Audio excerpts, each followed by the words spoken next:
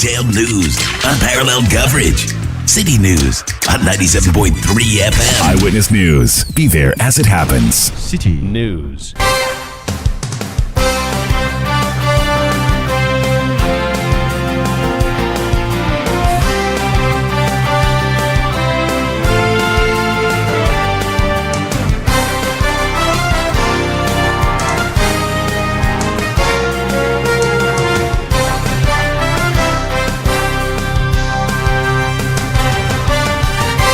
Hello, good evening. Welcome to Eyewitness News, coming to you live from our studios here in Accra. My name is Selorm Adonoo. Tonight I'm here with Eno Safo. Coming up over the next 90 minutes.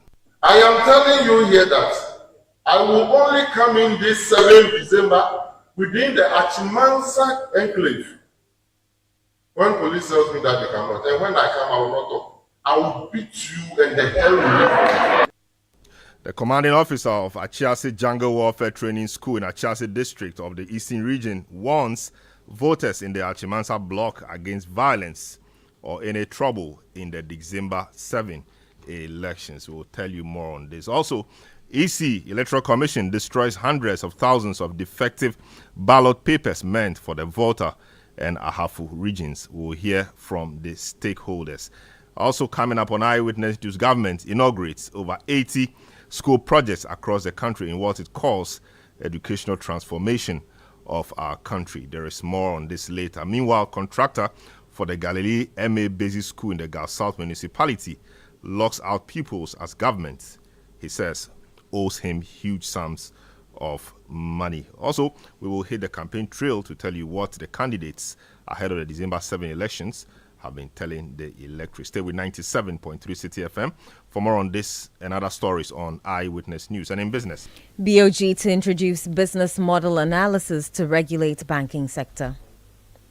There is more business in the next 50 minutes. Eyewitness News is live across the country on all our affiliates and around the globe at citynewsroom.com. Your comments are welcome via our WhatsApp line 0549 986 996. You can follow me on Twitter at Selorm Adonoo. The hashtag, as always, is City Newsroom. Eno gives us our very first story. The commanding officer of Achiase Jungle Warfare Training School in Achiase District in the Eastern Region, Lieutenant Colonel Jacob Kujo, has warned voters in the Achimansa block against violence or any trouble in the December 7th election. Lieutenant Colonel Kujo urged all residents to be law-abiding in order not to incur the wrath of the military. The army chief says his men are ready to beat troublemakers mercilessly as he pledged to maintain neutrality and professionalism. He was speaking after a peace walk organized by the Salvation Army Church in the principal street of Achimota in the Brim Central Municipality under the theme Seek Peace and Pursue It. I am telling you here that I will only come in this 7th December within the Achimansa enclave. When police tells me that they cannot, and when I come, I will not talk. I will beat you and the hell will you. I always want people to try me. So those of us seated here, any of you can try me on that day, or try any of my men on that day. When you go to the polling station, just cast your vote, go home, go and sleep. Thank you. When it is 5 p.m., come. They will tell you where to stand. They will count for you. If you win, clap, go home. Then you will not have any problem with me and then my people. We are not going to sit down for just 2 or 3 people to distort the peace that Ghana is enjoying. That is why I don't vote. I don't want to belong to anybody, but I want to beat everybody. We have a duty as religion or religious heads, as security heads, as family heads, as individuals, to protect the good things that we have as a country. And the only good thing we have as a country now is the peace that we are enjoying. Because with the peace, everything can go on. If we distort it now, nothing can go on. See, you will be hungry more than me. And it is a fact. Because when there is war, I will still feed. I will get food from everywhere because I'll come and beat you and collect your food. And I will feed. And it is a fact. I am hungry. You think if I see food with you and I have weapon, I will not kill you and take it. I will do. So it means that you will suffer more than me. And I don't want you to suffer. So I will beat the hell out of you. So please, if you want us to continue to live in peace, so that we can come around and then be talking to you and then be happy with you, then these elections, let's maintain the peace that we are enjoying. On the 7th, we'll be selecting our new leaders for the next 4 years. Let me be very honest with you that nobody thinks about you. You heard the commanding officer of Achase Jungle Warfare Training School in Achase District in the Eastern Region, Lieutenant Colonel Jacob Kujo. Eyewitness News on 97.3 City FM. Let's hit the phone lines and speak to Dr. Festus Obin, who is a security analyst, on some of the views, the warning expressed by the Lieutenant Colonel Jacob Kujo, who is a commanding officer of the Achase Jungle school or military school. Hello, good evening, sir. Welcome to Eyewitness News. Dr. Festus Obin is a security analyst. Doc, good evening. Welcome to Eyewitness News. This is quite unconventional way of sending the message of tolerance and guarding the peace, etc. What's your professional view on this? Good evening. Good evening to your listeners. Thank you very much. For having me this evening. Yes, I think it was an unfortunate statement coming from a senior, officer, because we know that if people misbehave during the election, like he put it, or if people don't go by the rules and regulations for the elections, there are laws that govern how those people can be penalized or how those people can be prosecuted. The law does not say people should be beaten. So I think that it was an unfortunate statement. He was delivering a good, he was providing a good advice to the people, but I think the choice of words was not the best within the context of the upcoming elections, and also the tensions that we have witnessed between the military and civilians over the period. I don't think that this is the best approach to handle any cases of misdemeanor during the elections.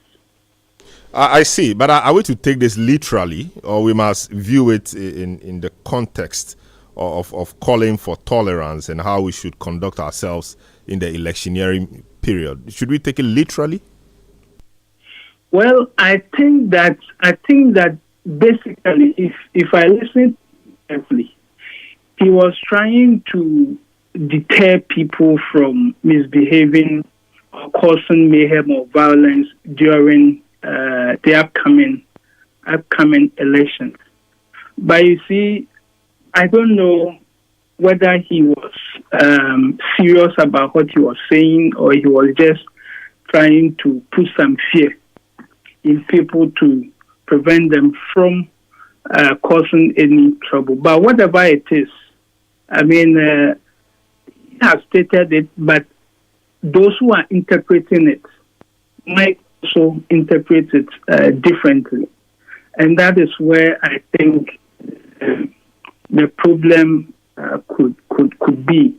And so whether we are taking it literally or not, I think that for me, as a commanding officer and as a senior officer, I think that he could have used a better word than beating people.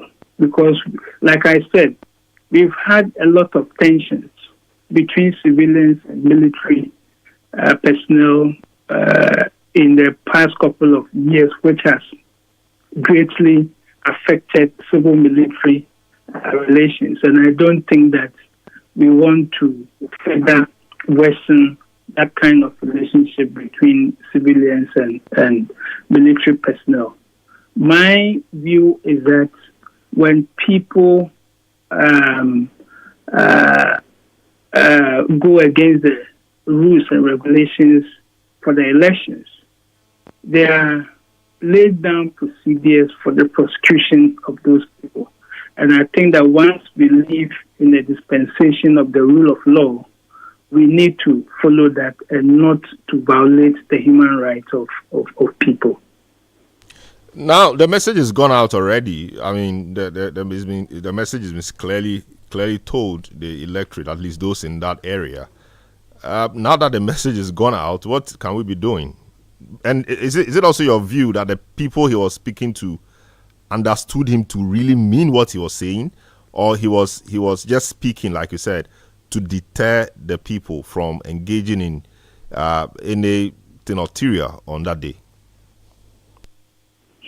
Well, I think that just for us to be on the same understanding, it's first of all, it may be good for the military leadership, maybe the Public Affairs Commission, a Public Affairs Directorate, to perhaps issue a press statement to clarify, what the officer said, in order not to generate the kind of controversies that we are having. But I think if you look at the response of the people he was speaking to, when he said that they were all laughing, which presupposes that perhaps they thought he was just trying to deter people from causing trouble during the election. And that is why, like I said, the message he was presenting was good, but I think the choice of words is what could have been much better than beating people. So they need to, the Public Affairs Directorate, I think, need to issue a statement that will clarify, what the officer said, in order to, douse the kind of controversy that it has generated out there. I see. Thanks so much, Dr. Festus Obin, security analyst. Thanks so much for speaking to us on this matter. This is Eyewitness News on 97.3 City FM. Timothy in Kolebu says the military officer did not mince words. These are facts based on how things will come out if we do not take caution. We like to cover things too much. This is what will happen, and he did not mince words. Let your yes be yes and stop being in the middle. Well, that's from Timothy. This one says, as unfortunate as the Lieutenant Colonel's caution statement may be said to be, that's really how the military, almost anywhere in the world, thinks. It is the fact. So everyone should behave properly. This one from Ahafomim Akapol Jr. says, Ghanaians must support the words of the military to punish anyone who tries to foment trouble during the overhyped general elections. The peace and harmony we enjoy now must be sustained after the elections. Nyoja Bright in Nottinghamshire, United Kingdom, says no amount of intimidation will save the sinking NPP government. They will be in opposition after December 7, and while GM is resetting the economy, the incompetent group will be giving account of their dissipation of our resources for the past 8 years of their mismanagement, you say. Good evening, Selorm. As much as I believe that the police have the responsibility to maintain law and order, to publicly say who are going to be, it's not quite clear. But you said it's completely below the belt. Let's all go out on December 7 and vote peacefully. And seriously, you say Ghanaians are not angry enough. That's Jones Adoboy. Otu Abeka says somebody should tell the military officer wanting to beat people something serious. This is following killings by military officers in the 2020 elections. Somebody should remind him that election security is led by the police. We have seen too many lawless military, what you call rowdism and brutalism in the Jura, Boom, and Ashaman already. The country is not for them. Eyewitness News on 97.3 City FM. We'll take a short break, return with more. Don't go away. Eyewitness News. Be there as it happens.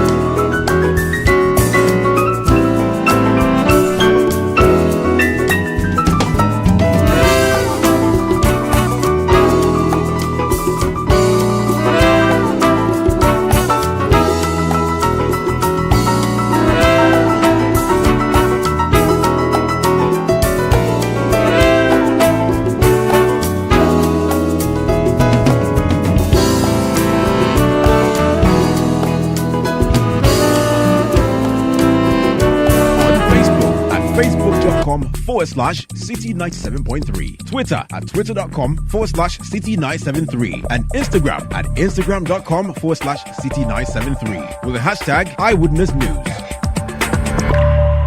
Eyewitness News. Be there as it happens. Eyewitness News on 97.3 City FM. Now, Joe Anointing Construction Limited has locked up the Galilee MA Basic School for the second time due to the GA South Assembly's failure to settle an outstanding payment of a 6-unit classroom block constructed by the company. In October, the contractor initially locked up the facility over non-payment following assurances from the Ghana Education Trust Fund, GET Fund, that payment will be made within 2 weeks. However, the promise remains unfulfilled. The company's spokesperson, Emmanuel Adonoo, expressed frustration, stating that multiple efforts to secure the payment from GET Fund have been unsuccessful, prompting a decision to take further action. And that further action was to lock up the place again today.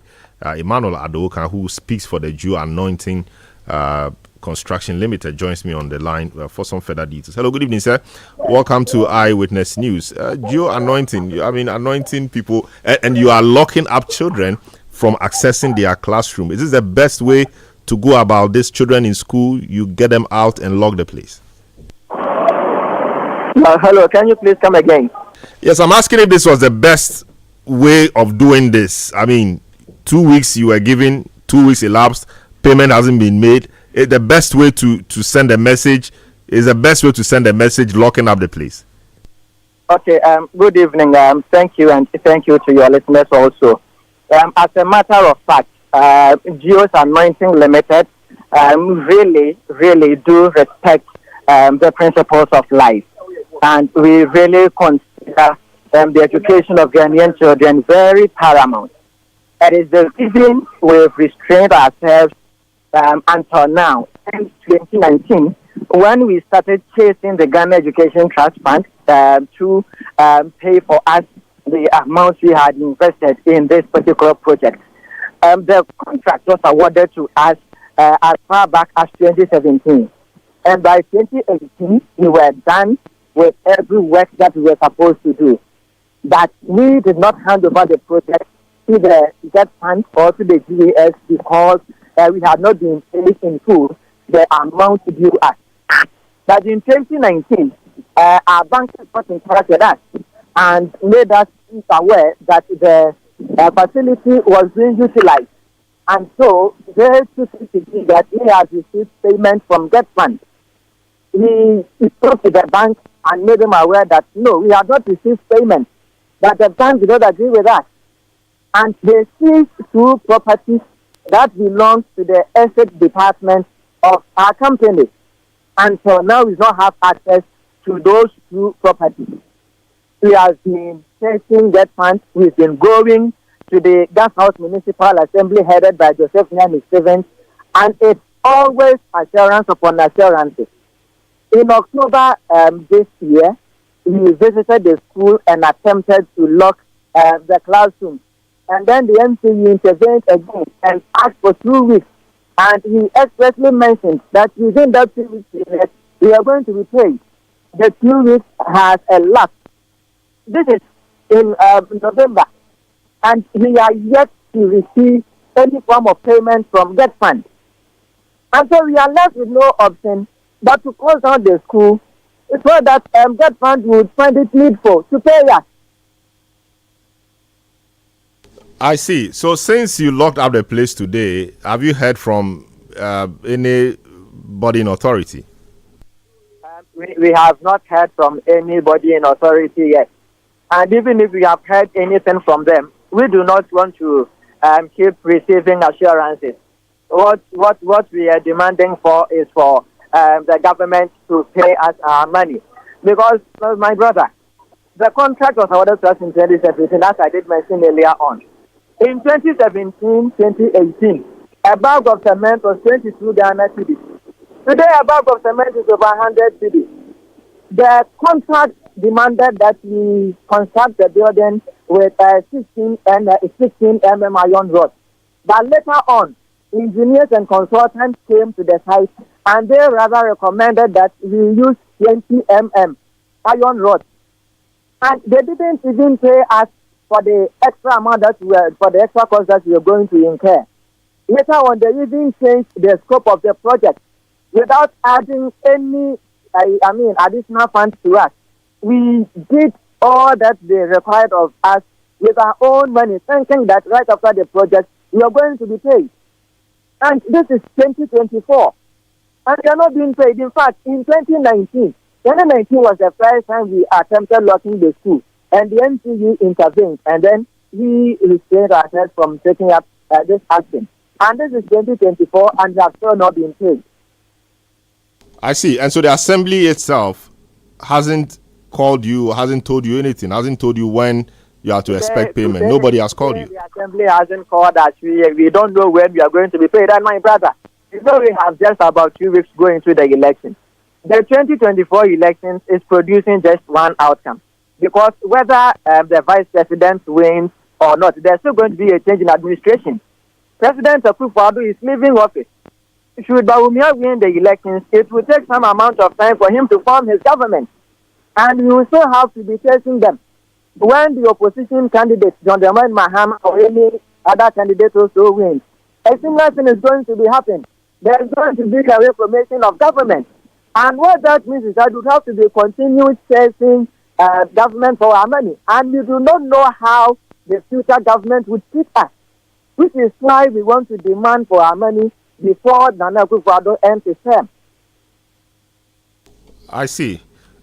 So, I mean, this is all about the election and the concern that but the government, they say, is a continuum. You did some project for the states, and the states will pay you nonetheless. Yes, notwithstanding who becomes president. We've been chasing the same government since 2019. In fact, the assembly, the minister chief executive, Mr. Joseph Nyani, was that same person who went to break the locks of the classrooms to grant access to the GES. And it is being utilized by the students. And now he has failed in paying us. The last time he discussed with us to go back and then have some of the installations that have been destroyed fixed. How do you put on us that cost? How do you put us on that cost? You award us a contract, we've executed the contract and then completed with the project. You unofficially grant access to school children, and you are now asking us to, go back to repair the damages and breakages. Who does that? Government is not treating us fairly. I see. But how much in all is the government owing you? The contract sum was a little over 680,000. A little over 200,000 has been paid. So we now have excess of over 400,000 remaining in debt. I see. And Get Fund is the agency to make the payment. Is that correct? Yes, that's correct. We And have supplied them with all relevant documents. See, anytime we decide to follow up on this matter, they would request for documents. We would furnish them with the appropriate documents. The next time when we go to ask for the money, they would also require for yet another document. I see. So they keep receiving documents, they keep receiving the same documents, but they are not handling payment. But you completed this, you said sometime, in 2019, and just a 2018, just a 6 classroom block. What is the particular problem they tell you is the reason why you have not been paid? Because many projects have been done. And so what's the reason? What is the reason that you think is accounting for the non-payment? What they keep telling us is that they are working on the funds and that we should expect the funds hit our account soon. We've been waiting and waiting and waiting. We don't know what that soon means. It seems the soon never comes. Now that you've locked out the students, where would they be? What should they do? They shouldn't attend school anymore? They should be home? We want to caution the Ghana Education Service, that is the GES, that they broke into the facility. We pardoned them at the first instance. At this point, if they go back to break the locks and grant access to the students, we will receive legal action against them. It is illegal for the GES to make any school charge to occupy this facility we're talking about here. And we are very particular about it. So they should take note. If we find them there, we will treat them as parties. I see. But who acquired the land? Was the land given to you by the assembly, or you got the land and built the facility on it? The land was there, and then it was given to us to build the school block over there. I see. So what were the other terms? You finish building, we pay you, we occupy it, or you give it to us and we pay you over time? So just like any other contract. So when you are done with the contract, you make the agency aware that I am done with the contract. You issue a certificate, then you are paid. We did just exactly that. So after receiving payment, officially you hand over the project to the agency. Then the agency hands it over officially to government. Then government will then hand it over to the department that would utilize the project. And that's exactly what we did. I see. But while we were waiting to hand over the project, we were told that the students were already occupying it. All right. Thanks so much, Emmanuel Adonoo. We wish you very well in trying to chase your money. And we also hope that you let the students attend class in the classrooms whilst efforts are being made to pay you. Eyewitness News on 97.3 City FM. We have some other stories on the education system. Eno has it. The government has integrated 80 educational projects across all 16 regions of Ghana aimed at improving access to quality education and providing modern facilities to meet the diverse needs of students. The projects encompass various levels of education, including basic schools, senior high schools, and technical institutions. Highlights include the establishment of STEM-focused schools, e-blocks, and kindergarten facilities designed to enhance early childhood education. Speaking at the event, Education Minister Dr. Yaosei Adutrim reaffirmed the government's commitment to transforming the education sector and creating a conducive learning environment for Ghanaian students. It was a very difficult situation for me to see, as somebody who has worked in the education system in the United States and had built schools in the United States, who the president recruited. And I remember he asked me a specific question: would you consider coming back to Ghana to help me change the education system? So coming back to Ghana in response to his request, change has always been at the top of my agenda.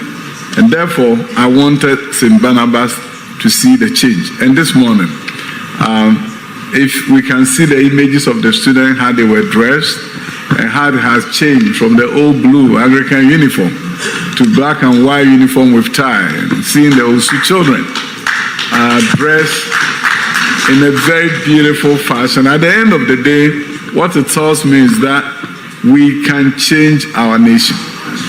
Let's make no mistake about it. Change can happen in Ghana. What you see is just a symbol of what is possible in our nation. All right, thank you, Honorable Minister. But let me. You heard Education Minister Dr. Yaosei Adutrim there. Eyewitness News on 97.3 City FM.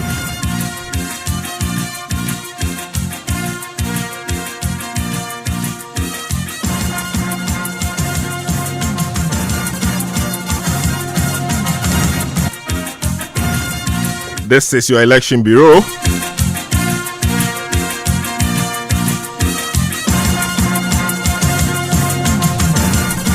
A place where you have all your election issues sorted. It is the place to be, indeed.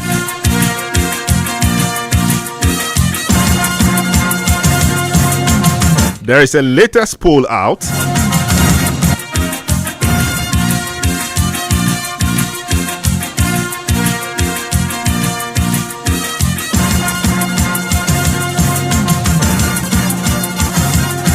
From the staples of Professor Smart Sapon,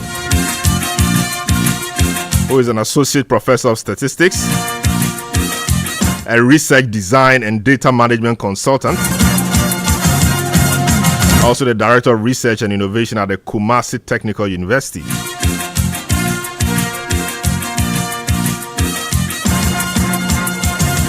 The report titled Endline Report on 276 Constituencies in Ghana. Released today, November 21, 2024.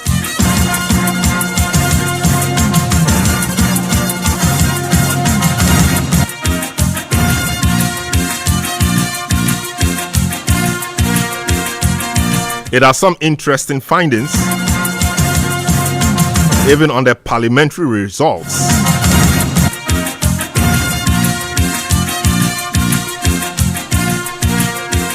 My colleague Sami Wiafe joins us in the studio to help us appreciate the poll results or the research authored by Professor Smart Sapon. Hello, Sami. Good evening. Welcome. Hi, Selorm. Hi. Good evening. Yeah, so we're seeing this poll released today. What exactly is it saying? I mean, we have the presidential and we have the parliamentary. First of all, tell us what were the what numbers were polled, sample size, etc. So we take it from there. Well, Professor Smasapo in this particular reason, and this is not the first time he's doing this particular polling. I think somewhere 2 months or 3 months ago, there was a similar one from his table. And so for this one, he said the sample size was 99,355. And then he visited 4,272 communities across the country. So he didn't do constituency based. He did communities across the country and visited 4,272 communities across the country. And for the breakdown, he says that female, from the number he gave, female was 43,189, representing 43.5%, and the males were 56,172,000, representing 56.5%. The total is 99,355 people he spoke to. On the religious affiliation, Christian 68,804, Muslim 24,512, and others 6,039. And he spoke to a number of people: artisans, chief fishermen, clergymen, commercial drivers, community members, assemblymen, and quite a number of people he spoke to. And then from the research that he did, he gave a final outlook on how the election would be like in the event that elections were held on that particular day, which was the 21st, which is today. So he says that the total turnout for the election was going to be 81.4%. 81.4%. And according to him, Dr. Muhammadu Bawumia of the MPP is likely to get 49.1% of total vote cast. John Dramani Mahama of the NDC, 45.8% of total vote cast. The Movement for Change leader, Alan Shamantain, 1.2%. And then Cheddar, the New Force, Nana Kwame Bediako, 2.2%, and the other candidates are going to share the 1.7%. So these are the figures he gave. So per the figures he gave, none of the presidential candidates will cross the 50+1 mark as stated in the constitution. And he says that Dr. Muhammadu Bawumia of the MPP will get 49.1% per his projection and prediction. John Dramani Mahama of the NDC, 45.8%. Alan Chamantin, 1.2%. Nana Kwame Bediako, 2.2%. And the other presidential candidates will share 1.7%. So these were the figures that he gave. Interesting results. And so these were presidential figures that he gave. He also gave the parliamentary ones. Yes, but before we get to the parliamentary, there's a part of the report he calls take home presidential. And just to quote from portions of it, it says that the Ahafo, Ashanti, Bono, Central, Eastern, Northeast, and Western regions are the leading regions powering the MPP's 49.1% lead. And for the NDC, it says the Bono East, Greater Accra, Northern, Oti, Savannah, Upper East, Upper West, Volta region, and Western North regions are leading regions, powering the NDC's 45.8%.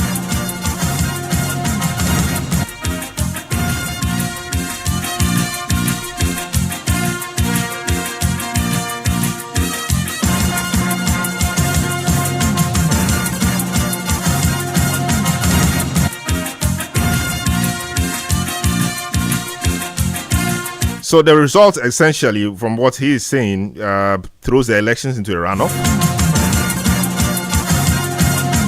But he also made some point about whether the election could be won at first round or not. What exactly did he say? He says if all sleeping party agents and supporters should arise and get involved, there can be a one-touch victory and spare the nation of stress of organizing a second round election. So he didn't specifically mention which party can win first round, but he says that if all the political parties should work hard, I mean the two political parties should work hard enough, we may not go for a runoff, but then it's going to be one touch victory for any of them. I see. What did he say also about parliamentary? Parliamentary is of great importance or great interest now because of what we've been seeing in parliament these days, essentially because of the numbers. What were his predictions for the parliamentary? So he says MPP is likely to get 128 parliamentary seats and the NDC 92 parliamentary seats per his own prediction and projection. But there were some constituencies which he called likely MPP and likely NDC. So what did he say about that? So for the likely MPP, he said 41 of these constituencies, 41, and the likely NDC 15 constituencies. So in essence, 169 constituencies likely to be MPP, even though 128 he considered constant or considered very blue, and then 107 constituencies likely to be NDC, even though 92 of them he considers very, very green. Is that correct? That's it. I see.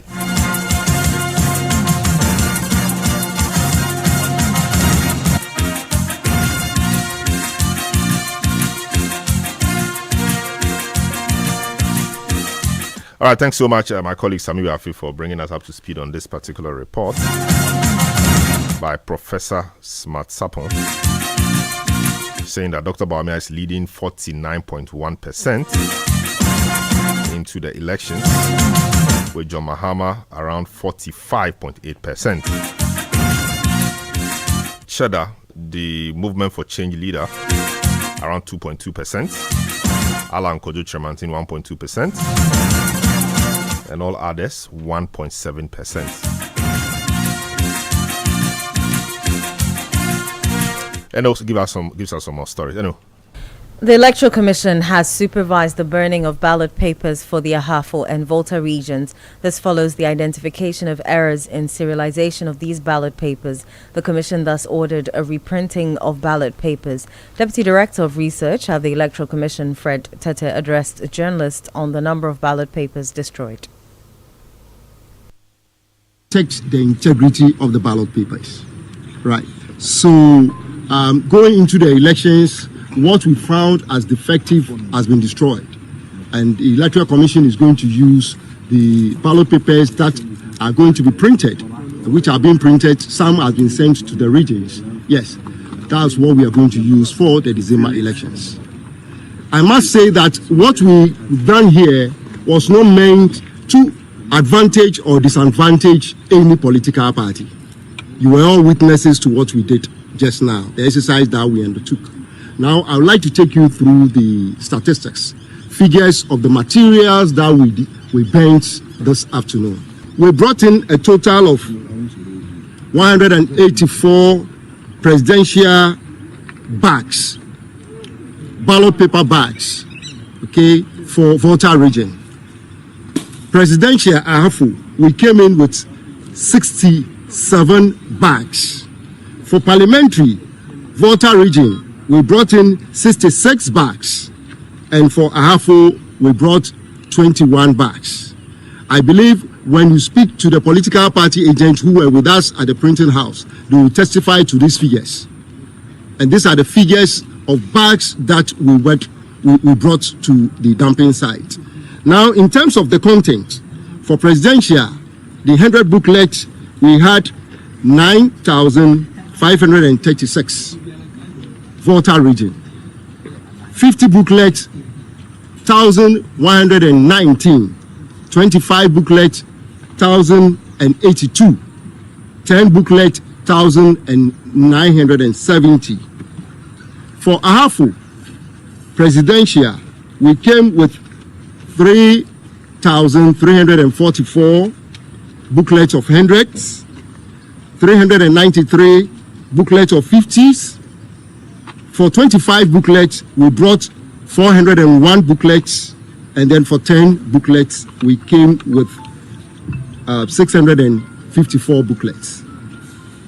Same figures ran for the parliamentary, because we printed, a presidential ballot is printed one, the same one will be printed for parliamentary.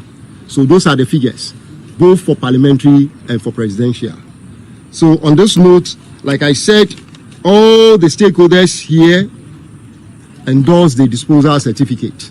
We are going to do a copy for all of you so that you have copies to take to your offices and to your political parties. This is the sample of the disposal certificate that we all testified to, the materials, and we destroyed. And we hope this will not be a basis for the spreading of misinformation and disinformation. The Commission has been transparent to all of you and will continue to do that to protect the credibility and integrity of the electoral process. You heard Deputy Director of Research at the Electoral Commission, Fred Tete. Eyewitness News. Be there as it happens.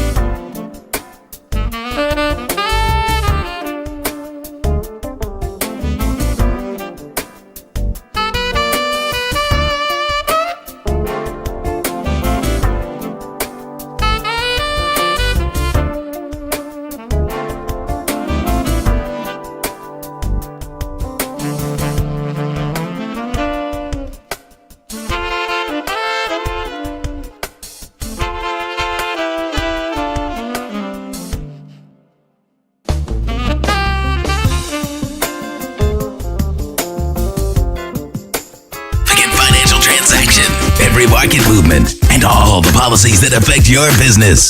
City Business News. Be informed. Time now for City Business News on Eyewitness News. My name is Inusafo. Let's settle for the details of our stories. The Governor of the Bank of Ghana, Dr. Ernest Addison, has called on commercial banks to address the underlying vulnerabilities that threaten the overall stability of the banking sector. According to him, these challenges are largely structural and require a comprehensive approach. Speaking at the 28th National Banking and Ethics Conference organized by the Chartered Institute of Bankers, Ghana, Dr. Addison revealed that the central bank is integrating a business model analysis into its regulatory framework to identify and address potential risks that could undermine the sector's soundness and long-term sustainability. Weaknesses leading to the collapse of banks are not overnight. Unviable and unsustainable business models and strategies are often the root causes of bank vulnerabilities and failures. While sudden external shocks such as COVID-19 or the global financial crisis could greatly impactful and cause the immediate needs of some banks, the root causes are generally more structural. If not identified in time and allowed to fester, these vulnerabilities will make a bank's activities increasingly unsustainable to the point where it becomes non-viable. Going forward, the bank is incorporating business model analysis as a key component of its supervisory frameworks to enable supervisors to identify bank vulnerabilities at an early stage and help to ensure their safety and soundness. Governor of the Bank of Ghana, Dr. Ernest Addison. On his part, the president of the Chartered Institute of Bankers, Benjamin Amenume, also called for enhanced internal controls in response to the rising levels of fraud within the sector.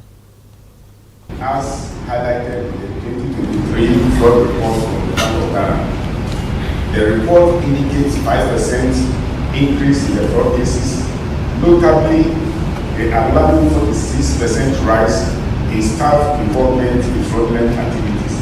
This underscores the need for robust internal controls, ethical training, and enhanced corporate governance across the sector.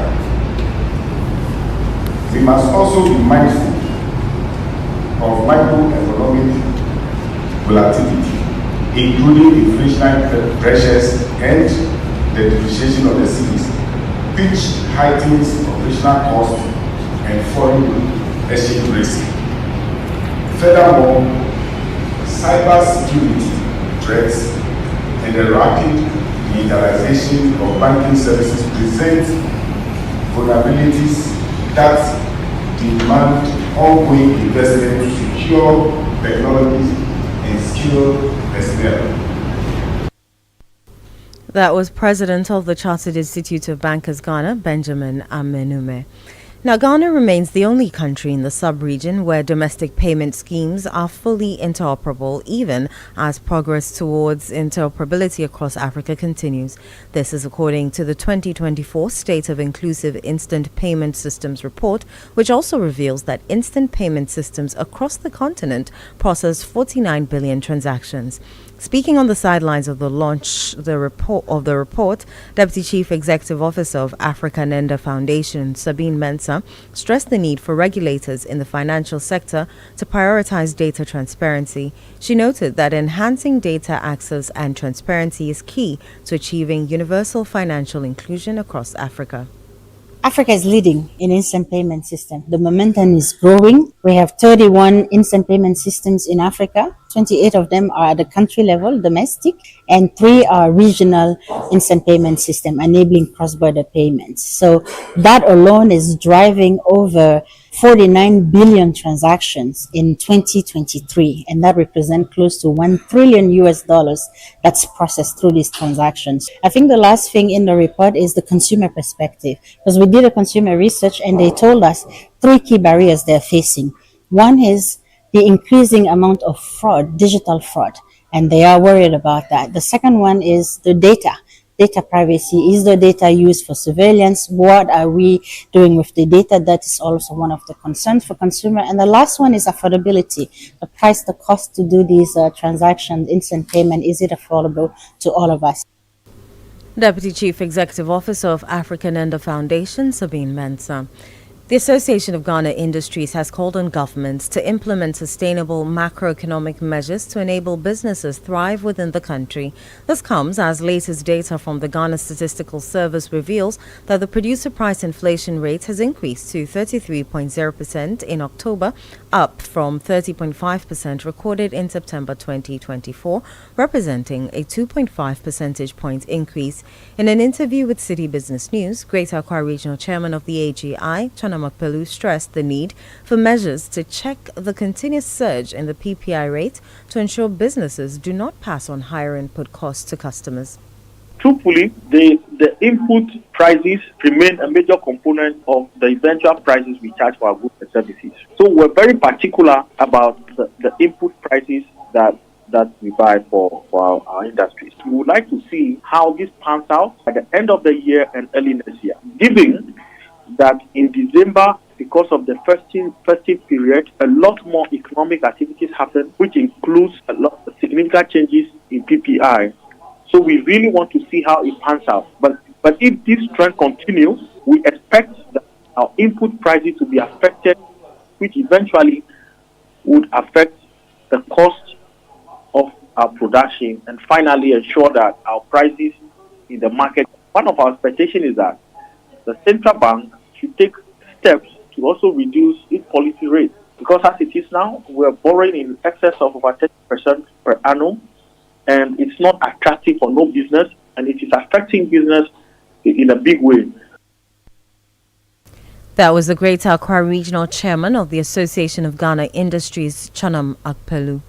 Dunwell Life Assurance Limited has officially rebranded to Pinnacle Life Insurance Company Limited, signaling a step towards aligning its vision with the evolving needs of its customers and the competitive dynamics of the life insurance industry. The rebranding comes with the introduction of a new logo, name, and a tagline, "More for Your Smile."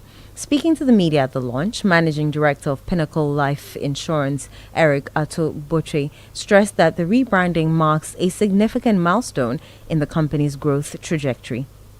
As a company, we listen to our customers and we try and innovate to make sure that we improve on our services that will create more value for our customers and our shareholders. This has really informed us in our evolution process, and it has helped us in moving from when we started as a downward insurance company from 1988 to Pinnacle Life 2024. We are committed to deepening insurance penetration onto the market, which is currently low. And in order to do that, we have actually invested funds in technology and digital platforms. What this really means is that by the touch of a button or a tap, we can easily have access to our products and services on the industry. The essence is for us to provide more protection, more joy, and more peace of mind.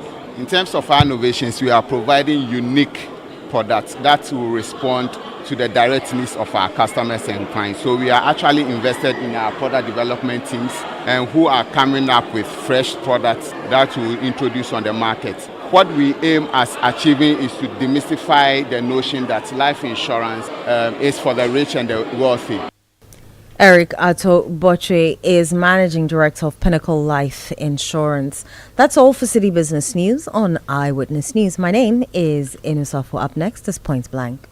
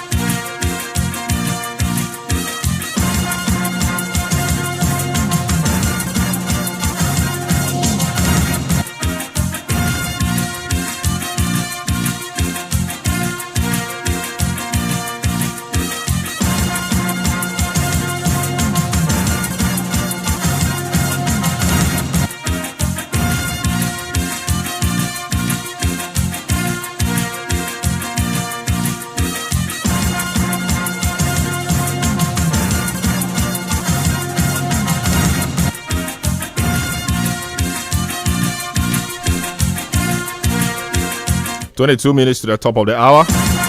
This is Point Blank on Eyewitness News. My name is Selorm Adonoo.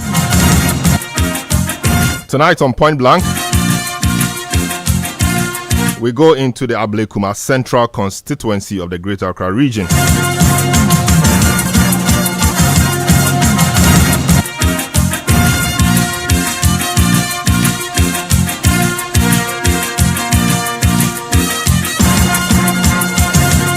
It's an area with an NDC MP, Dan Abdul Latif. But today we'll be speaking to Jefferson Kwame Nasaki, the MPP parliamentary candidate, on why he thinks he's a better person to lead a constituency.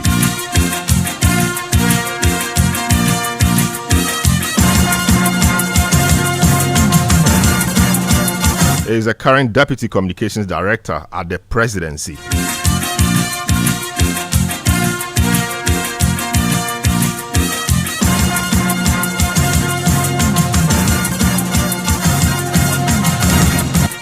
We know him for a number of things he has done before even the MPP came to office for the party. In 2007, he authored a documentary or produced a documentary pushing the Ghanaian and African agenda on the then Nana Addo Dankwa Akufo-Addo candidate. And many people think that that particular documentary or work shot him to the political limelight. Before that, of course, we've known him as a journalist on critical assignment. He's my guest this evening. Hello, good evening, Jefferson Saki. In fact, we'll start this interview on the phone because we understand you are been stuck in traffic somewhere along the line. We will start this interview on the phone and hopefully you get to the studio. Good evening, welcome to Point Blank. Shalom, good evening to you and good evening to your listeners as well as the many viewers that you have as well. It's refreshing speaking to you tonight, and of course it takes me back to the days of your practice as a journalist and all the things you were doing on that international program you hosted even in Ghana and outside of the program. Of course, though what you're doing now, the presidency is communications related. Talk to me about whether you miss journalism or not. Of course, I mean, journalism is one profession that, you know, if you are engaged in, it opens so many avenues for you, you know, aside the usual, you know, being on television or being on radio and being objective. You know, the fact that all doors are open to you, irrespective of which political, you know, party you want to talk to or which politician you want to talk to. It gives you free access to everything, right? But the moment you become a political figure, it means that you lock yourself in one way or the other at one particular side. So basically, I really do miss journalism, especially, you know, the days when we used to travel to, you know, conflict areas in Liberia and Sierra Leone, and, you know, the risks that, you know, we're all involved. You know, the mixed feeling, you know, of not knowing what to expect next. These are things that you really miss. But most importantly, as agents of change, as agents of, you know, ensuring a positive society, I mean, those are the things that you really, really miss in journalism when especially you get into the political side of things. So why did you leave journalism for politics? I think it became very natural. Professionally, you know, while I was with TV Africa at a point in time, got the opportunity to be in Germany to work with Deutsche Welle. You know, I came back to Ghana, joined Joy FM at a point in time when I wanted to advance in terms of lifestyle and everything. I got an appointment with the Ministry of Foreign Affairs, and then the destiny started changing, obviously because I was working with the then Minister for Foreign Affairs, Nana Addo Dankwa Akufo-Addo. At the time, he hadn't really revealed, you know, his ambition to be a presidential candidate for the MPP. And then somewhere around 2006, 2007, you know, that decision came. So while I was working with him and being very close to him and used to him, you know, traveling around the world with him as a foreign minister, and following him closely also with my personal camera. When he exited the Ministry of Foreign Affairs, it was only natural, really, because this is someone you've worked with so much, and he's moving, on in life to the next stage. And my focus was basically to help him also. And so that actually changed the trajectory, resigning from the foreign ministry and then getting on the political campaign trail of 2008. And then the rest is history. I mean, the whole idea of politics started from right there till now. I see. Quite interesting. So you decided to, of course, you are with the presidency and doing all the things you're doing, but you are having to make the next move. I mean, seeking your party's nomination, which you got, and now you want to get into parliament from the Ablekuma Central constituency. Why Ablekuma Central, and how connected are you to this constituency? Well, this is where my life basically started some 45, 46 years ago. Ablekuma Central constituency, there is a place called Mataheko. In Mataheko, that is where my mother lived with all of us as children, her children. Seven Great Princess Academy in Latebiokoshi is where I started, my primary education, and then moved on to Race Memorial School in Damsoman. When I completed school, basically Accra High and GIJ, and I started work, I lived in Latebiokoshi while I was a journalist traveling around the world. And even when I became, a full-blown, politician, this is where I've lived all my life. And so I've been here. I've seen it here all. And I think that, when God helps you and elevates you at a point in time, you try and pay back to your society. Because I remember very well, growing up in this community and, at times when things got very tough. And, our mothers, they send you to sell things on the street and all that. I used to sell kerosene, around our neighborhoods and all that. And, as a kid, I knew that at a point in time, if God willing, He places me at the best side of life, I should be able to pay back to, my society. And so this is a community that I have loved so much all my life, from Latebiokoshi to Mataheko Trotro Station to, Russia to Shukura. This is my home. And there is no other place that, Jefferson Kwame Nasaki would want to sort of serve than the Ablekuma Central constituency. And this constituency, I keep saying that this is a constituency, is a clear reflection of our whole country, right? Because within Ablekuma Central constituency, everybody is here. If you move to the Abuso-Kai area, for example, we have our brothers and sisters from the eastern part and the Ashanti region, and I'm talking about the Abuso-Kai Spare Parts Dealers Association. If you go to the Sabon Zogo, then our brothers and sisters from the northern part of the country are also there. And then also to the Mambrook area, where I have a lot of friends also from the northern part of our country. The Ajembu area and the Mataheko area, which, life started for me, are basically people, from the central region, a lot also from the eastern region, and quite a mixture of, sort of a cosmopolitan area. So in terms of rooting, I mean, this is where life started for me, and I strongly believe that this is where I can better serve.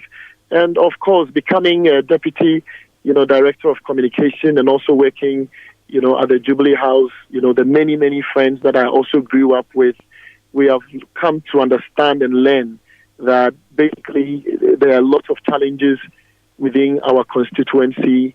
And so some of these challenges, which are quite enormous, are challenges that basically existed and have been there for quite a while. And with the opportunities available to me, I think there is a big chance of me helping this particular community, even before becoming a parliamentary candidate. Now that I'm a parliamentary candidate, of course, it means that my party itself has given me a certain opportunity or a certain responsibility so that I can represent, the people of Ablekuma Central constituency, if God willing, on the 7th of December, they give me the nod as a member of parliament, we'll be able to do more things in this community. I see. Speaking about better serving your people and helping the people in the community, of course, we know that key issues driving this election from surveys we've seen from Afrobarometer to Global Info Analytics, and even today from Professor Smart Sapon's work, the economy closely related to that being jobs, are key drivers of this election. And Ablekuma Central, is one that has a lot of youthful population. And youthful population in Ghana usually means a lot of unemployment. How are you navigating the difficult question of unemployment in the area? Of course, we know MPs don't create jobs, but when you people go around, you tell them you create opportunities for them. What opportunities are you seeking to create for these young people to absorb them into the job market? I think the issue of job is something that is quite synonymous with every constituency of Ghana. When you travel with the President of the Republic to all parts of the country, the first thing that every chief will talk about is basically, the youthful unemployment and ways and means for us to, create more jobs for our people. For Ablekuma Central constituency, I think we are no exception of the story. The youth in this particular constituency are people that are very, very hardworking, very talented people. In this constituency, you have a mixture of everything, especially in the Kolebu. When you cross the Latobiokoshi area, the Bishop Bowers areas, and you move into the Kolebu area, that is where we have quite a number of our nurses and our doctors also there. For them, I think they are quite lucky because right after they are done with their various services, they are able to get into the job market. Some struggle though, but majority of them are able to get into it. But in areas like Shukura, areas like Latebiokoshi, areas like Russia and all these places, you have quite a number of youth that have come out of school and, job placement has become a problem. A lot of them get out of school, they get into the national service, and their hope and their aspirations are the various jobs that get them into the national services are able to, retain them. But in most cases, it doesn't really happen. In Ablekuma Central constituency, my strong conviction and belief is that we need, to create more private enterprises in this constituency. And to be able to create more private enterprises, it means that you need to empower the youth to be very skillful. Basically, so even when people are out of school, of course, everybody has his own talent. It is important that we bring a lot more of skill training, to the people so that people are able to create, jobs for themselves. Because basically, it is through entrepreneurship, right, that people are able to, succeed in life. But the many youth that are also looking for opportunity into the government sector, and you and I know that for the government sector, the job market is really, really not there, though government is doing as much as possible to create more jobs, and more jobs have been created over the past 8 years, but you and I know that it is not enough. As a parliamentary candidate or as a member of government, every opportunity that I get, basically you have to bring it to your people, be it opportunities in the private sector, opportunities in the security services, opportunity in the medical services and all that. And these are basically, every member of parliament once in a while or every minister once in a while is able to get one or two opportunities and all that, and you are able to place your people in there. What I'm telling the people of Ablekuma Central constituency is that for me, I think God has been good to me. I had the opportunity of traveling, far and wide, to many countries. I've created a lot of, connections for myself, both in Germany and in the United States and in Canada. And so as a member of parliament, I will be able to open my net quite wider, search for opportunities from outside, the country, even if it means partnering with foreign agencies to be able to create sort of manufacturing companies or factories, in Ablekuma Central constituency. These are some of the things that basically I think that I'll be able to do. The reality is that, of course, members of parliament, we don't create jobs, you don't construct roads, but we are agents of change, right? And so for you to be able to choose a member of parliament, there are three key things that I think that, you have to look out for in your member of parliament. One, somebody who is able to communicate your challenges as a constituency for you, because at the end of the day, in parliament, it is your voice that is going to be active. If you go to parliament and you do not have the voice to voice out the challenges of your people, then of course, 4 years down the line, you would only go to parliament, you go back to your people and give excuses. The other thing basically is being a lobbyist. A lobbyist is someone who is able to enter corners and fight for opportunities for his or her people. And most importantly, someone who is really connected both locally and internationally, so that 4 years down the line, you don't go to your people giving them excuses that you've not been able to do anything at all. Very well. Abosokai is in your constituency, and many have said indeed that economy is a driving factor for this particular election. And we know what the people in Abosokai do. They deal in spare parts. Dealing with spare parts comes with the challenge of the exchange rate. How are you? What do you tell them? Because you took the exchange rate as a party or government from 4.2 in 2016, and now we have it northwards of 17 cities. The people at Abosokai and the spare part dealers who are part of your constituency are one of the persons who feel, the pinch of the economy, the exchange rate, etc. When you go to them, what do you tell them? I think that the challenges of Abosokai Spare Parts Dealers Association were really tackled in the very first 2 years of, President Akufo-Addo's administration, and things were really going on well until the usual, unfortunate global economic crisis hit as a result of the COVID. For me, my projection is the future, and that is what we are talking to them about. The future is that we have a presidential candidate who has made it very clear to all Ghanaian businesses, including, the loyal servants of Abosokai Spare Parts Dealers Association, that he is really much aware of the many challenges they face, when they bring in their goods and all that. And so he has proposed, a flat rate system, which I strongly believe that, that flat rate system is something that is going to help, the people of Abosokai. And they are pretty much aware of the benefits that this particular policy is going to do for them. Because at the end of the day, we live in a country where our currency is cedi.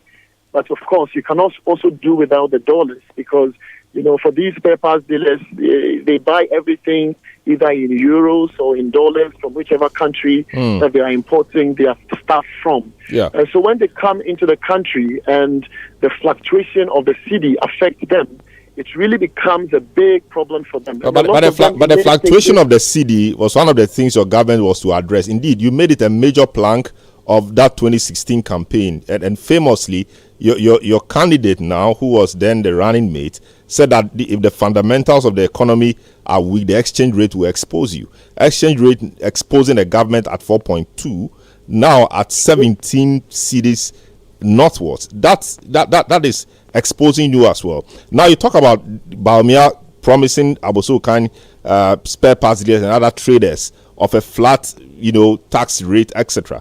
This is a person who eloquently spoke about one constituency, $1 million, spoke eloquently about taxation to production, etc.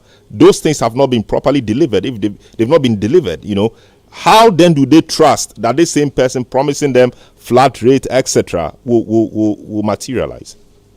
But you and I know that the economic indicators of 2017, 2016, thereabout is not the same as today. Of course, a lot of things happened along the way. The first 2 years of Nana Addo Dankwa Akufo-Addo's administration, in which Alhaji Dr. Mahmoud Bawumia was the vice president, when the world had not faced any challenge. The upward trajectory with which things were going in terms of economics in this country.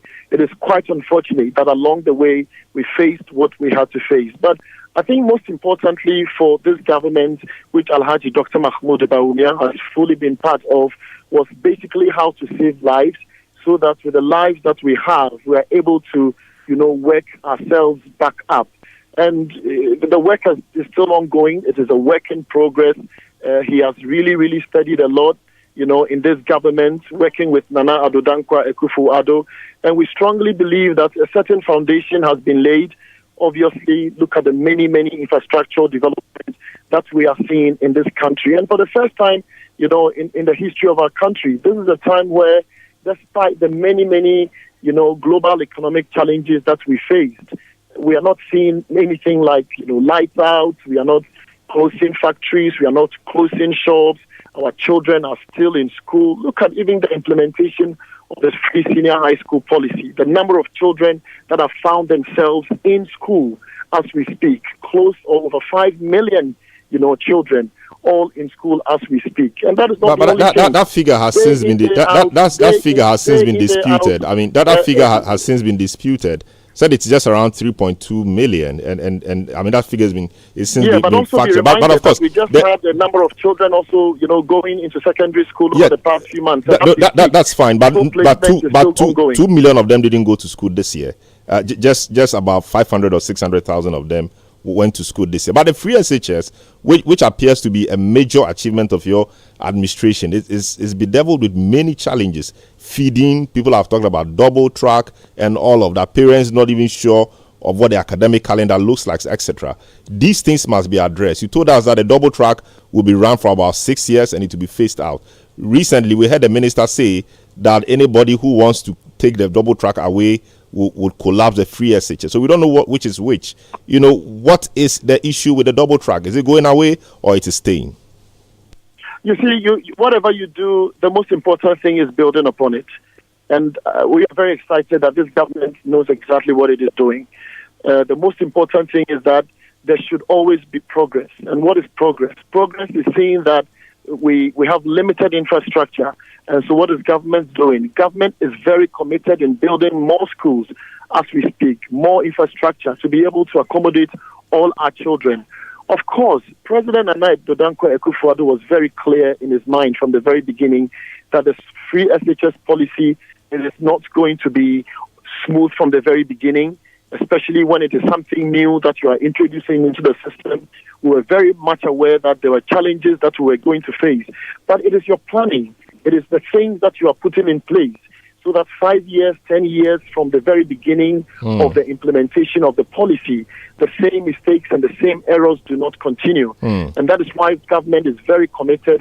And this Minister of Education that we have, Dr. Yao Osei Educhum, if you follow, his presentations quite recently, you will realize that government is investing so much in infrastructure when it comes to education, obviously because we know that the infrastructural numbers that we have is basically not enough to serve everybody.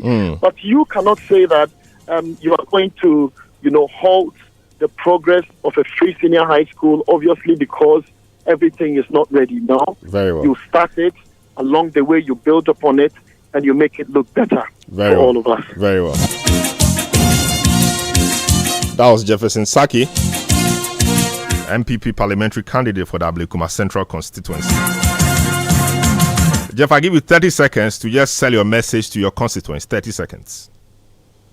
Well, for the people of Ablekuma Central constituency, the 2024 election is going to determine the future of our constituency.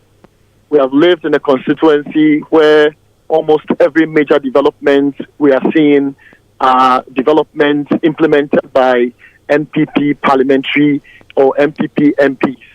From Honorable Victor Okule Norte, CS Crab, to Honorable Ebenezer Nina Nate. Over the past 4 years, we have seen nothing in Ablekuma Central constituency apart from the many projects that central government is putting together. Within the next few days or weeks, President Akufo-Addo is going to commission one of those interchanges there.